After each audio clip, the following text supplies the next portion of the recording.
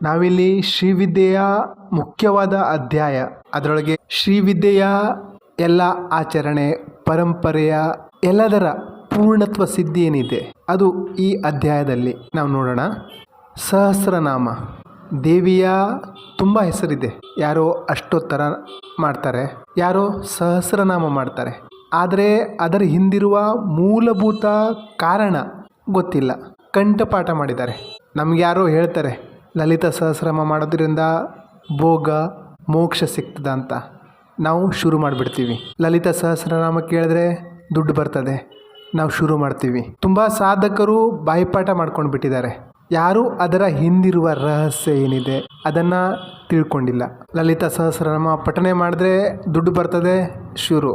ಲಲಿತ ಸಹಸ್ರನಾಮ ಪಠನೆ ಮಾಡೋದ್ರಿಂದ ಮೋಕ್ಷ ಸಿಗ್ತದೆ, ಶುರು. ಲಲಿತ ಸಹಸ್ರನಾಮ ಪಠನೆ ಮಾಡೋದ್ರಿಂದ ನಾವು ಆಧ್ಯಾತ್ಮಿಕ ವ್ಯಕ್ತಿ ಆಗ್ತೀವಿ, ಶುರು. ಲಲಿತ ಸಹಸ್ರನಾಮನ ಬರೀ ಕಂಠಪಾಠ ಮಾಡೋದ್ರಿಂದ ಏನೂ ಆಗಲ್ಲ. ಅದರ ಒಳಗಿರುವ ಸೀಕ್ರೆಟ್ ಅದನ್ನು ಸರಿಯಾಗಿ ಅರ್ಥ ಮಾಡ್ಕೊಂಡಿರಬೇಕು. ಸಹಸ್ರ ಏನು, ಇದು ಯಾವುದರ ಮೇಲಿದೆ ಅದನ್ನು ಮೊದಲು ತಿಳ್ಕೊಳ್ಳೋಣ. ನಮಗೆಲ್ಲರಿಗೂ ಕುಂಡಲಿನಿ ಇದ್ರ ಬಗ್ಗೆ ನಾವು ತುಂಬ ಓದಿದ್ದೇವೆ, ಕೇಳಿದ್ದೇವೆ. ಕುಂಡಲಿನಿ ಏನಂದರೆ ಕುಲದ ಸ್ವಾಮಿನಿ. ಇಲ್ಲಿ ಕೃಷ್ಣ ಗೋಕುಲದಲ್ಲಿ ಹುಟ್ಟಿದ್ರು. ಗೋ ಅಂದರೆ ಇಂದ್ರಿಯ, ಕುಲ ಅಂದರೆ ಸಮೂಹ. ಗೋಕುಲ ಇಂದ್ರಿಯದ ಸಮೂಹದ ಒಳಗೆ ಏನು ಆತ್ಮ ನಿವಾಸ ಮಾಡ್ತದೆ, ಆತ್ಮ ಪ್ರಕಟ ಆಗ್ತದೆ, ಅದನ್ನು ಕೃಷ್ಣ ಅಂತೀವಿ.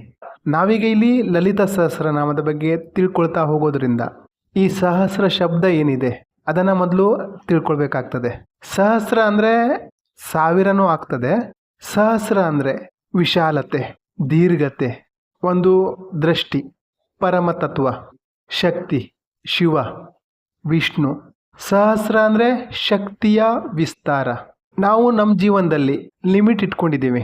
ಆ ಲಿಮಿಟ್ ಏನಂದರೆ ನಾನು ಇಷ್ಟು ಮಾಡಬಲ್ಲೆ, ನನ್ನ ಕೈಲಿ ಇಷ್ಟೇ ಆಗುತ್ತೆ ಅಂದರೆ ಪ್ರೋಗ್ರಾಮಿಂಗ್ ಆಗಿದ್ದೀವಿ.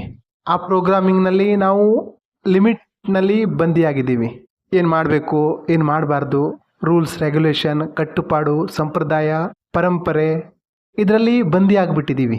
ಇದೇ ಕಾರಣದಿಂದ ನಮ್ಮಲ್ಲಿ ಅಡಗಿರುವಂತಹ ಸುಷುಪ್ತ ಶಕ್ತಿನ ನಾವು ಗುರುತಿಸಲಿಕ್ಕೆ ಆಗ್ತಾ ಇಲ್ಲ. ನಾವು ನಮ್ಮ ಜೀವನದ ಯಾವುದೇ ಹಂತದಲ್ಲಿ ನಮ್ಮ ಪೂರ್ತಿ ಶಕ್ತಿನ ಹಾಕ್ಲಿಕ್ಕೆ ಆಗ್ತಾ ಇಲ್ಲ. ಇದೇ ಕಾರಣ ನಮ್ಮ ಜೀವನ ನೀರಸ ಆಗ್ಬಿಟ್ಟಿದೆ. ಅದೇ ರೂಟೀನು. ಬೆಳಗ್ಗೆ ಎದ್ವಿ, ತಿಂಡಿ ತಿಂದ್ವಿ, ಕೆಲ್ಸಕ್ಕೆ ಹೋದ್ವಿ, ದುಡ್ಡು ಮಾಡಿದ್ವಿ, ಅದೇ ಗೆಳೆಯರು, ಅದೇ ಜನ, ಅದೇ ವಿಚಾರ, ಅದೇ ಸೋಷಿಯಲ್ ಮೀಡಿಯಾ. ಇದೇ ಜೀವನ ಆಗ್ಬಿಟ್ಟಿದೆ. ಸಾಮಾನ್ಯ ಮನುಷ್ಯನಿಂದ ದೈವತ್ವ ಪಡೆಯುವ ಪ್ರಕ್ರಿಯೆ ಏನಿದೆ, ನಾವೇ ದೇವರಾಗುವ ಪ್ರಕ್ರಿಯೆ ಏನಿದೆ, ಈ ಲಲಿತ ಸಹಸ್ರನಾಮದಿಂದ ಸಾಧ್ಯ ಆಗ್ತದೆ. ದೇವಿಯ ಉಪಾಸನೆಯಿಂದ ಸಾಧ್ಯ ಆಗುತ್ತೆ. ಅಂದರೆ ಲಲಿತ ಸಹಸ್ರನಾಮ ಬರೀ ಪಠನೆ ಮಾಡೋದ್ರಿಂದ, ಹೋಮ ಹವನ ಮಾಡೋದ್ರಿಂದ ನಮಗೆ ಆಧ್ಯಾತ್ಮಿಕ ಸಿದ್ಧಿ ಆಗ್ಬಿಡ್ತದೆ ಅಥವಾ ನಾವು ದೇವರಾಗ್ಬಿಡ್ತೀವಿ, ಆ ರೀತಿ ಇಲ್ಲ. ಇದು ಲಲಿತ ಸಹಸ್ರನಾಮದ ಪ್ರತಿಯೊಂದು ಶಬ್ದದ ಹಿಂದಿರುವ ರಹಸ್ಯ, ಆ ರಹಸ್ಯದ ಹಿಂದಿರುವ ತತ್ವನ ಅರ್ಥ ಮಾಡ್ಕೊಳ್ಳೋದು ತುಂಬ ಅವಶ್ಯಕ. ವಿಷ್ಣು ಸಹಸ್ರನಾಮ 1000 ಸಲ ಹೇಳಿದ್ರೆ ಈ ರೀತಿ ಸಿದ್ಧಿ ಆಗ್ತದೆ. ಲಲಿತ ಸಹಸ್ರನಾಮ 1000 ಸಲ ಹೇಳಿದ್ರೆ ದುಡ್ಡು ಬಂದ್ಬಿಡ್ತದೆ. ಈ ರೀತಿ ಏನಾಗಲ್ಲ. ನಾವು ಅದರ ಹಿಂದಿರುವ ತತ್ವನ ಅರ್ಥ ಮಾಡ್ಕೋಬೇಕಾಗ್ತದೆ. ಪ್ರತಿಯೊಂದು ವಿಷಯದ ಹಿಂದೆ ಒಂದು ರಹಸ್ಯ ಇರ್ತದೆ. ಆ ರಹಸ್ಯನ ನಾವು ತಿಳ್ಕೊಂಡಿರ್ಬೇಕು. ಆವಾಗ ಈ ಲಲಿತ ಸಹಸ್ರನಾಮ ವಿಷ್ಣು ಪಾರಾಯಣ ಮಾಡಿದ್ರೆ ಏನಾದರೂ ಆಗ್ತದೆ. ನಾವು ಬರೀ ಒಂದು 1000 ಸಲ ಮಾಡಿಬಿಟ್ವಿ, 1,00,000 ಸಲ ಮಾಡಿಬಿಟ್ವಿ ಅಂದರೆ ಸಿದ್ಧಿ ಆಗಲ್ಲ, ಏನೋ ಸಿಕ್ಬಿಡಲ್ಲ, ನಾವು ದೇವರಾಗಲ್ಲ. ಆ ರಹಸ್ಯ ನಾವು ಅರ್ಥ ಮಾಡ್ಕೊಂಡಾಗಲೇ ನಾವು ಅಸೀಮಿತ ಕಲೆಯ ರಾಜರಾಗ್ತೀವಿ, ಅಸೀಮಿತ ಕಲೆಯ ದಣಿಯಾಗ್ತೀವಿ. ಎಲ್ಲರಿಗೂ ಒಂದು ಆಸೆ ಇರ್ತದೆ, ನನ್ನ ಹತ್ರ ಇಷ್ಟು ಶಕ್ತಿ ಇರಬೇಕು, ನನಗೆ ಯಾವುದಾದ್ರೂ ಶಕ್ತಿಯ ಸಿದ್ಧಿ ಆಗಬೇಕು, ಆ ಶಕ್ತಿ ಯೂಸ್ ಮಾಡಿ ನಾನು ಜೀವನದಲ್ಲಿ ಉದ್ಧಾರ ಆಗಬೇಕು ಅಥವಾ ಜನರ ಜೀವನದಲ್ಲಿ ಏನಾದರೂ ಒಳ್ಳೇದು ಮಾಡಬೇಕು, ಈ ರೀತಿ ಆಸೆ ಇರ್ತದೆ. ಆ ಶಕ್ತಿ ಈ ಲಲಿತ ಸಹಸ್ರನಾಮದಲ್ಲಿ ಖಂಡಿತ ಇದೆ. ಆದರೆ ಅದನ್ನು ಅರ್ಥ ಮಾಡ್ಕೊಳ್ಳೋದು ಯಾರು? ಎಲ್ಲರಿಗೂ ಸಿದ್ಧಿ ಬೇಕು, ಶಕ್ತಿ ಬೇಕು, ಎಲ್ಲರೂ ಬಾಯ್ಪಾಠ ಮಾಡಲಿಕ್ಕೆ, ಕಂಠಪಾಠ ಮಾಡಲಿಕ್ಕೆ ತಯಾರಾಗಿದ್ದಾರೆ. ಆದರೆ ಅದರ ಹಿಂದಿರುವ ರಹಸ್ಯನ ಅರ್ಥ ಮಾಡ್ಕೊಳ್ಳೋದು ಯಾರು? ಕಂಠಪಾಠ ಮಾಡಿಕೊಂಡು ಉಚ್ಚಾರಣೆ ಮಾಡಿಕೊಂಡು ನ್ಯಾಸ ಮಾಡ್ತಾ ಇದ್ದಾರೆ. ಆದರೆ ಅದರ ಹಿಂದಿರುವ ರಹಸ್ಯ ಏನಿದೆ, ಇವೆಲ್ಲದಕ್ಕಿಂತ ಮೀರಿ ಮೇಲ್ಗಡೆ ಹೋಗಿ ಅದನ್ನು ತಿಳ್ಕೊಳ್ಳುವ ಸಾಹಸ ಎಷ್ಟು ಜನರಲ್ಲಿದೆ. ನಾವು ಯಾವುದೋ ಒಂದು ಪರಂಪರೆನ ಹಿಡ್ಕೊಂಡು ಅದನ್ನು ಫಾಲೋ ಮಾಡಲಿಕ್ಕೆ ಕೂತ್ಕೊಂಡಿದ್ದೀವಿ, ಕಂಠಪಾಠ ಮಾಡ್ಕೊಂಡು ಕೂತ್ಕೊಂಡಿದ್ದೀವಿ. ಇವೆಲ್ಲವನ್ನು ಮೀರಿ ಹೊರಗಡೆ ಹೋಗಬೇಕು. ಅದರ ಹಿಂದಿರುವ ತತ್ವ ರಹಸ್ಯ ಏನಿದೆ ಅದನ್ನು ಹಿಡ್ಕೋಬೇಕು. ಲಲಿತೆಯ ವಿಗ್ರಹ ಏನಿದೆ, ಶ್ರೀವಿದ್ಯೆಯ ಮೂಲ ವಿಗ್ರಹ ಶ್ರೀಚಕ್ರ ಏನಿದೆ, ಅದು ನಮ್ಮೊಳಗಿರುವಂತಹ ಕುಂಡಲಿನಿ ಶಕ್ತಿ ಏನಿದೆ, ಕುಂಡಲಿನಿಯ ಪ್ರತೀಕ. ನಮ್ಮೊಳಗೆ ದೈವತ್ವ ಏನಿದೆ, ದೇವಿ ಶಕ್ತಿ ಏನಿದೆ, ಅದರ ಪ್ರತೀಕ ಅದೇ ಶ್ರೀಚಕ್ರ. ಆದರೆ ಆ ಚಕ್ರ ಆ್ಯಕ್ಟಿವ್ ಆಗೋದು ಯಾವಾಗ? ಅದರ ಹಿಂದಿರುವ ರಹಸ್ಯನೇ ಅರ್ಥ ಮಾಡ್ಕೊಳ್ಳಿಕ್ಕೆ ನಾವು ಪ್ರಯತ್ನ ಮಾಡಬೇಕು. ಅಲ್ಲೊಂದು ವಿಡಿಯೋ ನೋಡಿದ್ವಿ, ಇಲ್ಲೊಂದು ವಿಡಿಯೋ ನೋಡಿದ್ವಿ, ಆ ಗುರು ಒಂದು ಹೇಳಿದ್ರು ಅದನ್ನು ಫಾಲೋ ಮಾಡಿದ್ವಿ, ಈ ಪರಂಪರೆ ಫಾಲೋ ಮಾಡಿದ್ವಿ, ಏನು ಪ್ರಯೋಜನ ಆಗ್ತಾ ಇಲ್ಲ ಅಂತೀವಿ. ಆದರೆ ನಾವು ಮೂಲ ತತ್ವನ ಅರ್ಥ ಮಾಡ್ಕೊಳ್ತಾ ಇಲ್ಲ. ಯಾಕೆ ಆಗ್ತಾ ಇಲ್ಲ ಅಂದರೆ ನಾವು ಏನೇ ಮಾಡ್ತಾ ಇರಲಿ ಅದರ ಹಿಂದಿರುವ ಮೂಲ ತತ್ವನ ಅರ್ಥ ಮಾಡ್ಕೊಂಡಿರಬೇಕು. ಇಲ್ಲಿ ಹೇಳ್ತಾ ಇರೋದು ಒಂದು ಫೌಂಡೇಶನ್ ಥರ ಇದು. ಯಾಕಂದರೆ ನಾವು ಸಹಸ್ರನಾಮಾವಳಿ ಏನಿದೆ, ಸಹಸ್ರನಾಮ ಏನಿದೆ ಅದು ನಾವು ಅಂದ್ಕೊಂಡಿರೋಷ್ಟು ಸುಲಭ ಅಲ್ಲ. ಲಲಿತ ಸಹಸ್ರನಾಮ ಪಠನೆ ಮಾಡೋದಕ್ಕಿಂತ ಮುಂಚೆ ನಮಗೆ ತುಂಬ ವಿಚಾರ ಗೊತ್ತಿರಬೇಕು. ನಾವೇನು ತಿಳ್ಕೊಂಡಿದ್ದೀವೋ ಅಷ್ಟೇ ಅಲ್ಲ ಅದು. ಯಾಕಂದರೆ ಪ್ರತಿಯೊಂದು ಶಬ್ದದ ಹಿಂದ್ಗಡೆ ಶಕ್ತಿ ಇರ್ತದೆ. ಅದೇ ಶಕ್ತಿ ನಾವೇನು ಉಚ್ಚಾರ ಮಾಡಿದಾಗ, ಲಲಿತ ಸಹಸ್ರನಾಮ ಪಠನೆ ಮಾಡಿದಾಗ ಆ ಶಕ್ತಿ ಸಂಚಾರ ಆಗ್ತದೆ. ಆದರೆ ನಮಗೆ ಆ ಶಕ್ತಿ ಎಲ್ಲಿ ಹರಿಬೇಕು ಅನ್ನೋದು ಗೊತ್ತಿಲ್ಲ ಅಂದರೆ, ಅದಕ್ಕೆ ಎಲ್ಲಿ ತಲುಪಿಸ್ಬೇಕು ಅನ್ನೋದು ಗೊತ್ತಿಲ್ಲ ಅಂದರೆ, ಅದು ತಲುಪೋದು ಎಲ್ಲಿಗೆ ಅದು ನಮ್ಗೆ ಗೊತ್ತಿಲ್ಲ ಅಂದರೆ ಅದು ಈ ಗೋಚರ ಜಗತ್ತಿನಲ್ಲಿ ಎಲ್ಲಿಯಾದರೂ ನಾಪತ್ತೆ ಆಗಿಬಿಡುತ್ತೆ. ಯಾರೋ ನಮ್ಮ ಶಕ್ತಿನ ಹೀರ್ಕೊಂಡು ಬಿಡ್ತಾರೆ, ನಮ್ಗೆ ಗೊತ್ತೂ ಆಗಲ್ಲ. ಗೋಚರ ಜಗತ್ತಿನಲ್ಲಿ ಎಷ್ಟೋ ಯೋನಿಗಳಿದ್ದಾವೆ, ಅದೇ ರೀತಿ ಅಗೋಚರವಾಗಿರುವಂತಹ ಯೋನಿಗಳು ಇದ್ದಾವೆ. ಅದೃಶ್ಯ ಜಗತ್ತಿನಲ್ಲಿ ಈ ಭೂತ ಪ್ರೇತ ಪಿಶಾಚಿ ಬ್ರಹ್ಮರಾಕ್ಷಸ ಬೇತಾಳ ಯಕ್ಷ ಕಿನ್ನರ ಗಂಧರ್ವ ಅವ್ರ ಹತ್ರ ಶರೀರ ಇಲ್ಲ, ಆದರೆ ಅದೃಶ್ಯ ರೂಪದಲ್ಲಿ ಇಲ್ಲಿ ವಿರಾಜಮಾನರಾಗಿದ್ದಾರೆ.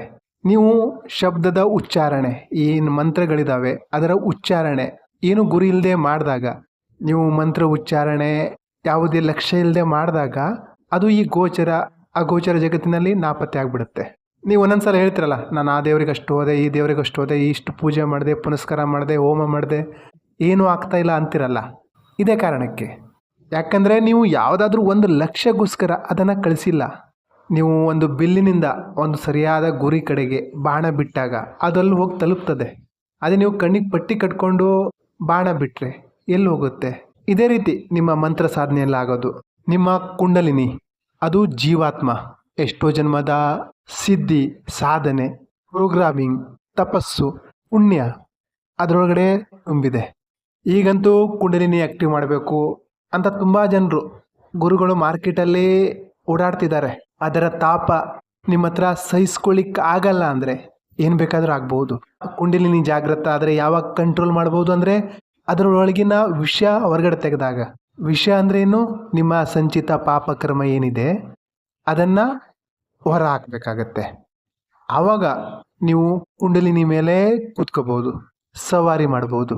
ಲಲಿತ ಸಹಸ್ರನಾಮ ತಿಳ್ಕೊಳ್ಳೋದಕ್ಕಿಂತ ಮುಂಚೆ ಕುಂಡಲಿನಿ ತಿಳ್ಕೊಳ್ಳೋದು ತುಂಬ ಅವಶ್ಯಕ. ಯಾಕಂದರೆ ನಾವು ಮುಂದೆ ಇದರ ಆಳಕ್ಕೆ ಹೋಗ್ತಾ ಹೋಗ್ತಾ ನಿಮ್ಗೆ ಅರ್ಥ ಆಗುತ್ತೆ. ಯಾಕಂದರೆ ಆ ದೇವಿ ಶಕ್ತಿ ನಮ್ಮ ಒಳಗಡೆನೇ ಇದೆ. ಆದರೆ ನಾವು ನಮ್ಮ ಪ್ರೊಸೆಸರ್ನ ಆನೇ ಮಾಡಿಲ್ಲ. ಆನ್ ಯಾಕೆ ಮಾಡಿಲ್ಲ ಅಂದರೆ ನಮಗೆ ಜ್ಞಾನ ಸಿಕ್ಕಿಲ್ಲ, ಅಥವಾ ಸಂಸ್ಕಾರ ಸಿಕ್ಕಿಲ್ಲ, ಅಥವಾ ಸರಿಯಾದ ಗುರು ಸಿಕ್ಕಿಲ್ಲ, ಅಥವಾ ಯಾವುದೇ ಗುರು ನಮಗೆ ದೀಕ್ಷೆ ಕೊಟ್ಟಿಲ್ಲ. ದೀಕ್ಷೆ ಅಂದ್ರೇ ಆನ್ ಮಾಡೋದು, ನಮ್ಮ ಒಳಗಿರುವ ಶಕ್ತಿನ ಆಕ್ಟಿವೇಟ್ ಮಾಡೋದು, ಅದಕ್ಕೆ ಸರಿಯಾದ ದಿಶೆ ಕೊಡೋದು. ದೀಕ್ಷೆ ಅಂದ್ರೇ ದಿಶೆ. ನಾವು ಯಾವುದೇ ಒಂದು ಸಾಧನೆ ಮಾಡ್ಲಿಕ್ಕೆ ಹೊರಟಾಗ ನಾವು ದೀಕ್ಷೆ ತಗೊಂಡು ಮಾಡಬೇಕು. ಯಾಕಂದರೆ ನಮ್ಮೊಳಗಡೆ ಏನಾದರೂ ಎಡವಟ್ಟಾದರೆ ಆವಾಗ ಅದನ್ನು ಅಬ್ಸರ್ವ್ ಮಾಡಿಕೊಂಡು ಕಂಟ್ರೋಲ್ ಮಾಡಲಿಕ್ಕೆ ಅಲ್ಲಿ ಗುರು ಇರ್ತಾರೆ. ಯಾಕಂದರೆ ಅವರು ಅದ್ರ ಮೂಲಕ ಹಾದು ಬಂದಿರ್ತಾರೆ. ನಾವೊಂದು ಶ್ರೀವಿದ್ಯಾ ಸಾಧನೆ ಮಾಡ್ಕೊಳ್ಳಿಕ್ಕೆ ಹೋದ್ರೂ ಮೊದಲು ಗಣಪತಿಯ ಒಂದು ದೀಕ್ಷೆ ತಗೊಂಡು ಅದನ್ನು ಮಾಡಬೇಕಾಗತ್ತಲ್ಲ, ಅದಕ್ಕೂ ದೀಕ್ಷೆ ಬೇಕು. ಗುರು ದೀಕ್ಷೆ ತಗೋಬೇಕಾಗತ್ತೆ. ಗುರು ಮಂತ್ರ ಕೊಡ್ತಾರೆ, ಗುರುಗಳು ಗುರು ಮಂತ್ರ ಕೊಡ್ತಾರೆ. ನಾವು ದೀಕ್ಷೆ ತಗೊಳ್ಳದೆ ಯಾವುದೇ ಮಂತ್ರ ನಾವೇ ಮಾಡ್ಲಿಕ್ಕೆ ಹೋದರೆ ಅದು ಯಶಸ್ವಿ ಆಗಲ್ಲ. ದೀಕ್ಷೆ ಅಂದರೆ ದಿಶೆ. ನಾವೇನು ದೀಕ್ಷೆನೇ ತಗೊಳ್ಳದೆ ನಮಗೇನು ಎಲ್ಲಿ ಹೋಗಬೇಕು, ಏನು ಮಾಡಬೇಕು, ಏನೂ ಗೊತ್ತಿಲ್ಲದೆ ಮಾಡ್ಲಿಕ್ಕೆ ಹೊರಟ್ರೆ ಅದರಿಂದ ಅಪಾಯನೇ ಜಾಸ್ತಿ. ಗುರು ದೀಕ್ಷೆ ಕೊಟ್ಟಾಗಲೇ ನಮ್ಮ ಮಾರ್ಗ ಸ್ಪಷ್ಟ ಆಗ್ತದೆ. ಶ್ರೀವಿದ್ಯಾ ದೀಕ್ಷೆ ತಗೋಬೇಕಾದ್ರೂ ಸಹ ಅದಕ್ಕೆ ಬೇರೆ ಬೇರೆ ಪರಂಪರೆ ಇದೆ, ಸಂಪ್ರದಾಯ ಇದೆ. ಎಲ್ಲ ಪರಂಪರೆಯಲ್ಲೂ ಲಲಿತ ಸಹಸ್ರನಾಮನ ಮುಖ್ಯ ಅಂಗವಾಗಿ ಪರಿಗಣಿಸಿದ್ದಾರೆ. ನಮ್ಮ ಕುಂಡಲಿನಿ ಊರ್ಜೆ ಏನಿದೆ ಅದು ಮೂಲಾಧಾರದಿಂದ ಸಹಸ್ರ ತನಕ ಇದೆ. ಅದರ ಮಧ್ಯೆ ಇರುವಂತಹ ಬೇರೆ ಬೇರೆ ಚಕ್ರಗಳು, ಬೇರೆ ಬೇರೆ ಗ್ರಂಥಿಗಳು, ಒಂದೊಂದಾಗಿ ಆ್ಯಕ್ಟಿವ್ ಮಾಡೋದನ್ನು, ಆ ಪೂರ್ತಿ ಪ್ರಕ್ರಿಯೆ ಏನಿದೆ ಅದೆಲ್ಲವೂ ಈ ಲಲಿತಾ ಸಹಸ್ರನಾಮದಲ್ಲಿ ನಮ್ಗೆ ಸಿಗ್ತದೆ. ಲಲಿತಾ ಸಹಸ್ರನಾಮದ ರಹಸ್ಯ ತಿಳ್ಕೊಳ್ಳೋದಕ್ಕಿಂತ ಮುಂಚೆ ನಾವು ಈ ಒಂದು ಪೀಠಿಕೆಯನ್ನು ತಿಳ್ಕೊಳ್ಳೋದು ತುಂಬ ಅವಶ್ಯಕ. 1000 ಹೆಡೆ, ಅದೇ ರೀತಿ ನಮ್ಮ 1000 ದಳಗಳು, ಅದರೊಳಗೆ ಅಡಗಿರುವ ಸಹಸ್ರ ಸಿದ್ಧಿಗಳು. ಲಲಿತೆಯ ಸಹಸ್ರನಾಮ ಏನಿದೆ ಅದು ಅವೇಕಿಂಗ್ ಪ್ರೊಸೆಸ್, ನಮ್ಮ ಆತ್ಮದ ಅವೇಕಿಂಗ್ ಪ್ರೊಸೆಸ್, ನಮ್ಮ ಕುಂಡಲಿನಿ ಊರ್ಜೆಯ ಅವೇಕಿಂಗ್ ಪ್ರೊಸೆಸ್. ಆತ್ಮ ಮತ್ತು ಕುಂಡಲಿನಿ ಎರಡು ಭಿನ್ನ. ಆತ್ಮ ಅಂದರೆ ಪ್ಯೂರ್ ಕಾನ್ಷಿಯಸ್ನೆಸ್, ಕುಂಡಲಿನಿ ಅಂದರೆ ಜೀವಾತ್ಮ, ಸಬ್ ಕಾನ್ಷಿಯಸ್ ಮೈಂಡ್. ಅದರದ್ದು 3 ಅವಸ್ಥೆ ಇದೆ: ಜಾಗ್ರತ್, ಅರ್ಧ ಜಾಗ್ರತ್, ಸುಷುಪ್. ನಾವು ಲಲಿತ ಸಹಸ್ರನಾಮನ ಸರಿಯಾಗಿ ಅರ್ಥ ಮಾಡಿಕೊಂಡು ಪಠಣೆ ಮಾಡೋದ್ರಿಂದ ಆ ಕುಂಡಲಿನಿ ಊರ್ಜೆ ಏನಿದೆ ಅದಕ್ಕೆ ಸರಿಯಾದ ದಿಶೆ ಸಿಗ್ತದೆ. ನಮ್ಮ ತಲೆ ಮೇಲ್ಗಡೆ ಏನು ಸಹಸ್ರಾರ ಚಕ್ರ ಅಂತ ಹೇಳ್ತೀವಿ, ಅಲ್ಲಿ ತಲುಪಲಿಕ್ಕೆ ಸರಿಯಾದ ಮಾರ್ಗ ಸಿಗ್ತದೆ. ಇಲ್ಲಾಂದರೆ ನಾವು ಏನು ಜ್ಞಾನ ಇಲ್ಲ, ಆ ಮಂತ್ರದ ಅರ್ಥ ಗೊತ್ತಿಲ್ಲ ಅಂದರೆ ಅದು ಎಲ್ಲಿ ಬೇಕೋ ಅಲ್ಲಿ ಮಾಯ ಆಗುತ್ತೆ. ಹೇಗೆ ನಮ್ಮ ಒಳಗಡೆ ಇರುವ ಶ್ರೀಯಂತ್ರ ಜಾಗೃತ ಮಾಡೋದು, ಸಹಸ್ರ ದಳನ ಆ್ಯಕ್ಟಿವೇಟ್ ಮಾಡೋದು, ಅದರ ಪೂರ್ತಿ ಪ್ರೋಸೆಸ್ ಈ ಲಲಿತಾ ಸಹಸ್ರನಾಮದಲ್ಲಿದೆ. ನೀವು ಯಾವುದೇ ಮಾರ್ಗದಲ್ಲಿ ಹೋಗಿ, ವಿಷ್ಣು ಮಾರ್ಗದಲ್ಲಿ ಹೋಗಿ, ಶಿವ ಮಾರ್ಗದಲ್ಲಿ ಹೋಗಿ, ಶಕ್ತಿ ಮಾರ್ಗದಲ್ಲಿ ಹೋಗಿ, ಅವೆಲ್ಲದರ ಅಂತಿಮ ಸಹಸ್ರನಾಮಾವಳಿನೇ. ನಮ್ಮ ಕುಂಡಲಿನಿ ಸಹ 3 ತತ್ವದಲ್ಲಿ ವಿಭಜನೆ ಆಗಿದೆ: ಸತ್ವ, ರಜ, ತಮಸ್. ಈ ಕುಂಡಲಿನಿ ಈಗ ನಮ್ಮ ಮೂಲಾಧಾರದಲ್ಲಿದೆ. ಅಂದರೆ ಸಾಮಾನ್ಯ ಮನುಷ್ಯನಲ್ಲಿ ಕುಂಡಲಿನಿ ಮೂಲಾಧಾರದಲ್ಲಿ ಸುಪ್ತವಾಗಿ ಸುಪ್ತವಾಗಿರ್ತದೆ. ಶರೀರದ ಮೂಲಾಧಾರ ಏನು? ಶರೀರ ಯಾಕೆ ಜೀವಂತ ಆಗಿದೆ? ಆತ್ಮ, ಮನಸ್ಸು. ಶರೀರ ಯಾಕೆ ಜೀವಂತ ಆಗಿದೆ? ಜೀವನ, ಬದುಕುವ ಇಚ್ಛೆ, ಸಂಚಿತ ಕರ್ಮ. ಸಾಮಾನ್ಯ ಜನರ ಕುಂಡಲಿನಿ ಮೂಲಾಧಾರದಲ್ಲಿ ಇರ್ತದೆ. ಅಂದರೆ ತಮಸ್ ಪ್ರಕಾರದ ಮನುಷ್ಯರು, ಅಂದರೆ ಪಶು ಯೋನಿ. ಅದು ಮುಂದೆ ಸ್ವಾದಿಷ್ಠಾನ, ಮಣಿಪುರ, ಅನಾಹತ್, ವಿಶುದ್ಧಿ, ಆಜ್ಞಾ, ಸಹಸ್ರಾರ ತನಕ ಹರಿತದೆ. ಈ ಕುಂಡಲಿನಿ ಯಾವ್ಯಾವ ಚಕ್ರದಲ್ಲಿ ಹರಿತದೋ ಅಲ್ಲಿ ಆ ವಿಷಯನ ಒಂದು ಪಾಸಿಟಿವ್ ಮಾಡ್ಬೋದು ಅಥವಾ ನೆಗೆಟಿವ್ ಮಾಡುತ್ತೆ. ನೀವು ಸರಿಯಾಗಿ ಸಾಧನೆ ಮಾಡಿದ್ರೆ, ಪಾಸಿಟಿವ್ ಆಗಿ ಸಾಧನೆ ಮಾಡಿದ್ರೆ ಅವಾಗ ಅದು ನಿಧಾನ ನ್ಯೂಟ್ರಲ್ ಆಗುತ್ತೆ. ಅಂದರೆ ನಮ್ಮೊಳಗೆ ಕಾಮ, ಕ್ರೋಧ, ಈರ್ಷ್ಯೆ, ನಿಂದ ಏನೇನು ಇರ್ತಾವೋ ಅವೆಲ್ಲ ಜಾಸ್ತಿ ಮಾಡ್ತದೆ. ನಾವು ಪಾಸಿಟಿವ್ ಆಗಿ ಅದನ್ನು ಸರಿಯಾಗಿ ಒಂದು ಹರಿಸಿದ್ರೆ ಆವಾಗ ಇವು ನ್ಯೂಟ್ರಲಿಗೆ ಬರ್ತದೆ.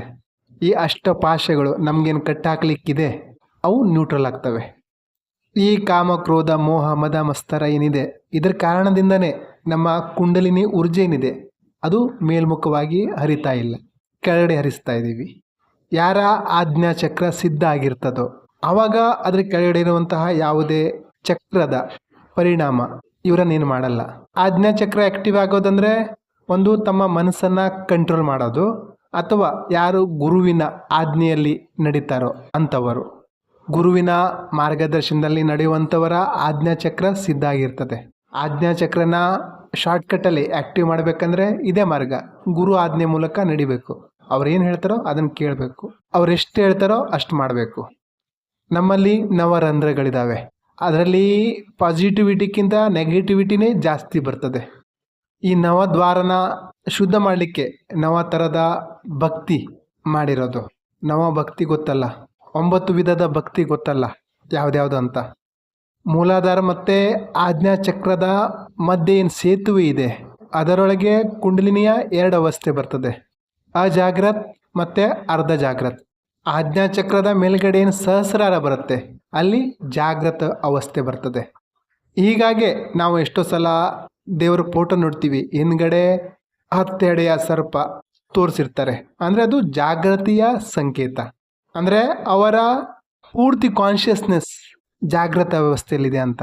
ಆ ಹೆಡೆ ಎತ್ತಿದ ನಾಗ ಏನಿದೆ ಅದು ಜಾಗೃತದ ಪೂರ್ತಿ ಜಾಗೃತ ಅವಸ್ಥೆಯ ಸಿಂಬಲ್ ಅನ್ಬೋದು. ಅಂದರೆ ಯಾವುದೇ ಫೋಟೋದಲ್ಲಿ ನೋಡಿದಾಗ ನಾವು ಅರ್ಥ ಮಾಡ್ಕೊಳ್ಬೇಕಾಗಿರೋ ವಿಚಾರ ಏನಂದರೆ ಅವರ ಕುಂಡಲಿನಿ ಶಕ್ತಿ ಜಾಗೃತ ಆಗಿದೆ ಅಂತ ಅರ್ಥ. ಇದು ಸೀಕ್ರೆಟ್. ಯಾಕಂದರೆ ನೀವು ಕುಂಡಲಿನಿ ಬಗ್ಗೆ ಗೊತ್ತಿಲ್ಲದೆ ಸಹಸ್ರನಾಮ ಬಗ್ಗೆ ತಿಳ್ಕೊಳ್ಳಿಕ್ಕೆ ಹೋದರೆ ಏನೋ ಒಂದು ಮಿಸ್ ಆಗಿಬಿಡ್ತದೆ, ಅರ್ಥ ಆಗಲ್ಲ. ಹಾಗಾಗಿ ಲಲಿತ ಸಹಸ್ರನಾಮ ತಿಳ್ಕೊಳ್ಳೋದಕ್ಕಿಂತ ಮುಂಚೆ ಈ ಕುಂಡಲಿನಿ ಬಗ್ಗೆ ತಿಳ್ಕೊಳ್ಳೋದು ಅವಶ್ಯಕ ಆಗಿತ್ತು. ಈಗ ಸಹಸ್ರನಾಮಕ್ಕೆ ಬರೋಣ. ಸಹಸ್ರನಾಮ ಇದು ಯಾವ ರೀತಿಯ ಪ್ರೊಸೆಸ್ ಅಂದರೆ ನಾವು ನಮ್ಮ ಚೇತನನ ಸಹಸ್ರ ಆಯಾಮದಲ್ಲಿ ಹಂಚಬಹುದು. ನಾವು ನಮ್ಮ ಶಕ್ತಿನ ಸಹಸ್ರಾರು ಕಡೆಗೆ ಹರಿಸಬಹುದು. ಈ ಸಹಸ್ರನಾಮ ಬ್ರಹ್ಮಾಂಡ ಪುರಾಣದ ಉತ್ತರಖಂಡದಲ್ಲಿದೆ.